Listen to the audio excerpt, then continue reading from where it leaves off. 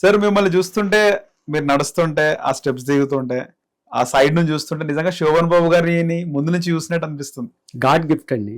చాలా థ్రిల్లింగ్ అనిపించింది, అసలుకి మెస్మరైజింగ్ అనిపించింది సార్ మిమ్మల్ని చూస్తుంటే. సో నా ముందు కూడా ఇలా కూర్చొని మీరు చూస్తుంటే అలా ఆ విధంగానే ఉన్నారు. ఎలా ఫీల్ అవుతున్నారు అసలు శోభన్ బాబు గారి రూపురేఖలు మీకు రావడం? ఇది భగవంతుడు ఇచ్చిన వరంగా నేను భావిస్తున్నాను. ముందుగా నా తల్లిదండ్రుల పాదాలకు నమస్కరిస్తున్నాను. మంచి అందమైన రూపం నాకు ప్రసాదించారు. మరి ఇప్పుడు ఆల్ ఇండియా అందగాడు అనగానే శ్రీ శోభన్ బాబు గారు గుర్తొస్తారు మనందరికీ. అలాగే శోభన్ బాబు గారి అభిమానులు ఎక్కువగా, లేడీస్ ఫాలోయింగ్ ఎక్కువ. ఎందుకంటే ఆయన తీసినటువంటి మూవీస్ కూడా ఇద్దరు భార్యలుగా చాలా కథాంశంగా ఉండేవి. చూడడానికి చాలా ఎమోషనల్ క్యారెక్టర్స్ ఉండేవి అందులో. దాని గురించి ఆడవారు ఎక్కువగా కనెక్ట్ అయ్యేవారు. అటువంటి శోభన్ బాబు గారు రూపం రావడం నాకు అదృష్టం. నా తల్లిదండ్రులు పెట్టిన పేరు వెంకటేశ్వర్లు అయితే, కళామ తల్లి పెట్టిన పేరు జూనియర్ శోభన్ బాబు. ఓకే, మీరు అసలు మీ నేటివ్ ప్లేస్ ఎక్కడ, పుట్టింది ఎక్కడ, పెరిగింది ఎక్కడ? నేను పుట్టింది Kunchenapalli village, Tadepalligudem, west Godavari district అండి. ఓకే. అయితే ప్రస్తుతానికి ఇప్పుడు తాడేపల్లిగూడెంలోనే నివాసం ఉంటున్నాను. నేను చిన్ననాటి నుంచి నాటకాలపై ఎక్కువ ఆసక్తి చూపించేవాడిని. మిక్కిలు ఎక్కువ మక్కువతో ఉండేవాడిని. విలేజ్లో నాటకాలు వేసేవారు అప్పట్లో. ఒక 50 years 30 years బ్యాక్స్ నాటకాలు వేసేవారు. నేను ఆ నాటకాలకు ఇంట్రెస్ట్గా వెళ్ళి ఆ నాటకాలు చూసేవాడిని. చూస్తూ చూస్తూ అలా నేను ఎదుగుతూ, నేను 6th క్లాస్లోనే నాటకాలు స్కూల్లో చేశాను. తదుపరి అలాగా కృష్ణుడు పడకసీన్ అనే నాటకాలు వేసేవాడిని. అందులో పడకసీన్లో కృష్ణుడు పాత్ర నటించేవాడిని, పద్యాలు పాడేవాడిని. అలాగే వికర్ణుడు, అశ్వత్థామ, శుక్రాచార్యుడు, భక్త కుచాల, ఇలా ఎన్నో పౌరాణిక నాటకాల్లో నటించాను. అలాగే మన అప్పట్లో 2014-15 చంద్రబాబు నాయుడు గారు సీఎంగా ఉన్నప్పుడు రాజమండ్రి పుష్కరాల కార్యక్రమాల్లో ఎన్నో నాటకాలు వేసి, నంది నాటకాల్లో మా టీం అందరికి నంది కూడా వచ్చింది. ఎన్నో అవార్డులు తీసుకున్నాం. ఓకే. సో మీరు చిన్నగా ఉన్నప్పటి నుంచి మీకు ఎప్పుడు అనిపించింది నేను శోభన్ బాబు గారిలా ఉన్నాను అని చెప్పి? నేను శోభన్ బాబు గారి సినిమాలు ఎక్కువ చూసేవాడిని అండి. అయితే ఆయనలాగా కాస్త రింగు తీసి హెయిర్ అలా దూకుని అలా ఆ స్టైల్ మెయింటెనెన్స్ చేసేవాడిని. మిమ్మల్ని మీరు చూసుకున్నప్పుడు అద్దంలో అలా అనిపించిందా, లేకపోతే మీ ఫ్రెండ్స్ ఎవరైనా చెప్పినారా? అయితే నేను శోభన్ బాబు గారి మూవీ చూసి, మనం సాధారణంగా ఎవరైనా సరే ఒక చిరంజీవి గారిని చూసినటువంటి వాళ్ళు ఏం చేస్తారంటే ఆయనలా ఫైట్ చేయాలని, ఆయనలాగా హెయిర్ పెట్టుకోవాలని, ఆయనలా స్టెప్లు వేయాలని కళాకారుడిగా ఒక ఆనందపడతారు. అలా నేను కూడా శోభన్ బాబు గారు అంటే బాగా లైక్ చేసేవాడిని. ఆయనలా హెయిర్ తీసి చిన్న రింగ్ తీసి అలా ఉంటుండేవాడిని. ఉండగా ఒకరోజు ఈ రాజమండ్రి గోదావరి నదిలో అంతర్వేది టు అమలాపురం అనే మూవీ తీశారండి. డైరెక్టర్ గారు వంశీ గారని, ఆయన కాకినాడ వాస్తవ్యులు. ఆయన అలాగే ఒక మన రమ్యకృష్ణ గారితో మూవీస్ తీస్తే, అమ్మవారి మూవీ తీస్తే అది బాగా హిట్ అయింది. దాంతో ఆయన అంతర్వేది టు అమలాపురం అనే మూవీ తీశారు. అందులో పృథ్వీరాజ్ గారు, అలాగే మన బండ రఘుబాబు గారు, మరి గిరిబాబు గారు అబ్బాయి రఘుబాబు గారు, ఇవందరూ ఉన్నారు. ఏ సంవత్సరంలో అండి అది? 2012-13 ఆ ప్రాంతంలో. నేను అడుగుతున్నాను ఏ టైంలో, అంటే మీకు మిమ్మల్ని మీరు పోలిక అని ఏ టైంలో అనుకున్నారు? అదే అక్కడ ఆ మూవీ తీస్తున్నప్పుడు ఆ సెట్ లో అందరు కూడా నన్ను ముందుగా, నేను ఆ మూవీలో సన్నాయి పట్టుకుని సన్నాయి వాయిస్తాను. నా పక్కన ఒక ఆయన హార్మోని వాయిస్తాడు, ఒక ఆయన తబలా వాయిస్తాడు. అందులో ఒక ఆయన విశ్వేశ్వరరావు గారని కాకినాడ వాస్తవ్యులు. ఆయన ఏమన్నారంటే, యావని మీరు వచ్చి శోభన్ బాబు గారి లాగా ఉన్నారు అని మొట్టమొదటిగా ఆయన నన్ను చెప్పడం జరిగింది. 2012లో చెప్పినారు? అవును. ఓకే.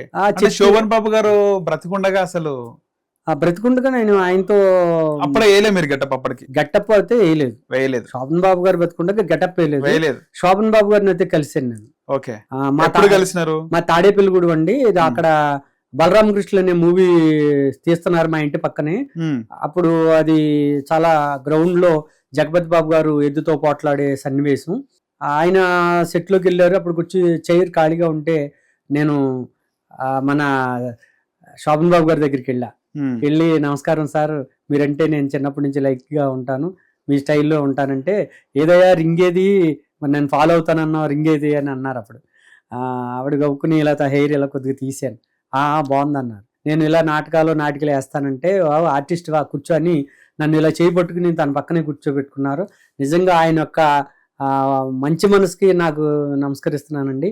అలాంటి గొప్ప వ్యక్తి, గొప్ప నటుడు, ఒక సామాన్యమైన వ్యక్తి వస్తే పక్కన కూర్చోబెట్టుకున్న సంస్కారం, ఆ సంస్కారానికి నేను మరోసారి నమస్కరిస్తున్నాను. ఓకే. సో ఏమనిపించింది ఆ రోజు పక్కన కూర్చొని మాట్లాడగానే?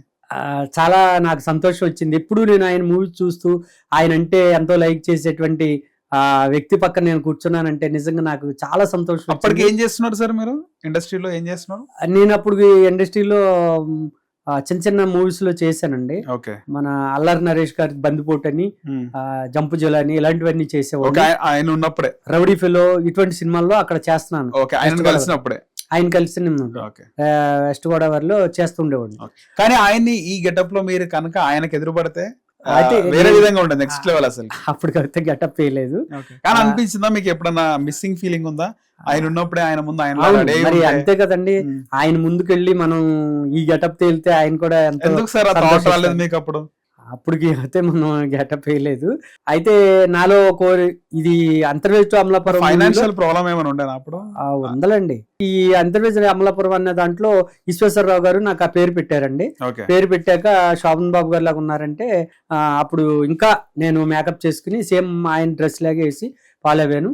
తాడేపల్లిగూడెంలో జూనియర్ కృష్ణ గారు అంటారు, ఆయన వెంకట్రావు గారు అండి. ఆయన నా గురువులు అంటే ఆయన మొట్టమొదటిగా ఆయన ఏం చేశారంటే ఆ లాంచ్ మీద శోభన్ బాబు గారు స్టెప్స్ ఎలా పెడతారు, హ్యాండ్స్ ఎలా పెడతారని కొన్ని కొద్దిగా ఐటమ్స్ యాంగిల్స్ నాకు ఆయన నేర్పాక సరే ఇంటికి వెళ్ళి అయితే ఆయన వెళ్ళొచ్చు గోదారమ్మ అని కొన్ని స్టెప్లు ఆయన కొన్ని నేర్పారు. అలాగే తాడేపల్లిగూడెంలో తగరంపూడి మురళి గారు అని ఒక ఆయన ఉన్నారండి. ఆయన కూడా ఈ వెళ్ళొచ్చు గోదారమ్మ అనే సాంగ్ ప్రతిరోజు ఒక 1 వీక్ వరకు నాకు నేర్పారు. చాలా బాగా స్టేజీల మీద చేసేవాడిని. ఆ మూవీలో నాకు అక్కడ పేరు వచ్చింది. అక్కడ నుంచి నేను శోభన్ బాబు గారుగా కంటిన్యూ అవుతున్నాను. శోభన్ బాబు గారు గెటప్ తో శోభన్ బాబు గారిని కలవలేదు, కానీ నా మనసులో కోరిక ఉందండి. కృష్ణ గారు, సూపర్ స్టార్ కృష్ణ గారు శోభన్ బాబు గారు అంటే చాలా ఇష్టం. వాళ్ళిద్దరూ చాలా స్నేహంగా ఉన్నారండి. కృష్ణ గారిని గెటప్ తో కలవాలని నేను ఎంతో సంతోషపడేవాడిని. ఒకసారి నేను వారి ఇంటికి వెళ్ళానండి. అయితే మన నరేష్ గారు ఫామ్ హౌస్ ఉంది కదా, విజయ నిర్మల్ గారు ఫామ్ హౌస్ దగ్గరికి వెళ్ళి అక్కడ షూట్ జరుగుతుంది. ఆ షూట్ లో నేను మిస్టర్ కింగ్ అనే మూవీలో నేను క్యారెక్టర్ చేస్తున్నాను. మురళీ శర్మ గారికి బామర్ది క్యారెక్టర్. అయితే అప్పుడు నరేష్ గారితో చెప్పాను, సార్ నాకు సార్ చూద్దామనండి, నేను ఈ శోభన్ బాబు గారి గెటప్ ఫోటో చూపిస్తానండి అని అంటే, సార్ ఇప్పుడు ఎవరిని కలవనివ్వట్లేదు, కరోనా వచ్చింది ఆ టైంలో, కరోనా భయంగా ఉంది, ఎవరిని కలవట్లేదు, ఎప్పుడన్నా అవకాశం వచ్చినప్పుడు నేను చెప్తానులే అన్నారు. ఎందుకంటే నేను మా అసోసియేషన్లో లైఫ్ మెంబర్ అండి. నేను మా అసోసియేషన్లో మాకు జనరల్ బాడీ మీటింగ్ ఏదన్నా వచ్చినప్పుడు శోభన్ బాబు గారి గెటప్ తో నేను అందరితో సరదాగా అడ్వర్టైజ్మెంట్ చేశాను. దాని మీద నరేష్ గారు నేనంటే చాలా లైక్ చేసి, శోభన్ బాబు ఇప్పుడైతే వదిలే తర్వాత చెప్తాను. అలాంటిది కృష్ణ గారికి మా అల్లూరి సీతారామరాజు గారు మూవీ వస్తే అందరూ కూడా సన్మానం చేశారు, రాజులు అందరూ కూడా. దాని మీద నేను వెళ్ళి అదే శోభన్ బాబు గెటప్ తో ఫ్లవర్ బుక్ ఇచ్చి కృష్ణ గారిని కలిశాను. చూస్తే వెరీ గుడ్, సేమ్ ఆయనలాగే ఉన్నారు మీరు అని కలిశానండి.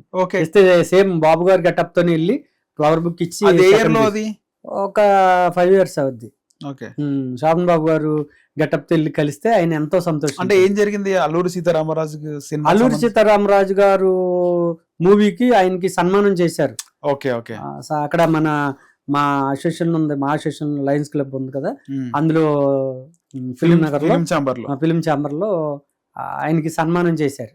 చేస్తే అప్పుడు ఆ సన్నివేశంలో నేను వెళ్ళాను అన్నమాట. అలాగా కృష్ణ గారిని కలిశాను. అలాగా చాలా మంది డైరెక్టర్స్, ఎంతో మంది డైరెక్టర్స్ ని, సాయి కుమార్ గారు, అలాగే జయసుధ గారికి నేను ఫోటో చూపించాను. చూపిస్తే మీరేనా అన్నారు. అవునండి, అబ్బా చాలా బాగున్నారండి, శోభన్ బాబు గారు లాగా ఉన్నారు, నేను ఆయన అంటే ఇష్టం అని. ఆవిడ ఏ బాబు ఫోటో తీయండి ఆయనకి అంటే గబగబా ఫోటో నేను ఆవిడతో తీయించుకున్నాను. అలాగే మరి ఇంద్రజ గారు మొన్న శ్రీదేవి డ్రామా కంపెనీలో కూడా అచ్చు మీరు శోభన్ బాబు గారు లాగా ఉన్నారని లాస్ట్ ఇయర్ ఇదే టైంకి. అవునండి, శోభన్ బాబు గారి బర్త్డే సంక్రాంతి 14వ తారీఖు వస్తుంది. ఆ రోజు నన్ను పిలిచి శోభన్ బాబు గారి యొక్క కేక్ కట్ చేయించి రష్మి గారు, ఇంద్రజ గారు నాతో డ్యాన్స్ చేశారు. శోభన్ బాబు గారి యొక్క బర్త్డే కేక్ కట్ చేయించారు ఆ రోజు. ఓకే. ఎట్లుండే ఆ రోజు శ్రీదేవి డ్రామా కంపెనీలో మీ పర్ఫార్మెన్స్ చూసి అందరు? శ్రీదేవి డ్రామా కంపెనీలో చేశాక ఎంతో మంది ఫోన్లు చేసి అచ్చు బాబు గారిలాగా ఉన్నారు, బాబు గారి బర్త్డే నిజంగా మళ్ళీ శోభన్ బాబు గారు మా కళ్ళ ముందు చూపించారని ఎంతో మంది ఫోన్లు చేశారు, కామెంట్లు పెట్టారు. చాలా చాలా సంతోషం వచ్చింది నాకు. ఓకే. ఎందుకంటే ఒక మహానటుడు పండగ రోజు భేద సాధారణ లేకుండా సంక్రాంతి పండుగ అందరూ చేసుకుంటారు, ఎంతో మంది ఫోన్లు చేశారు.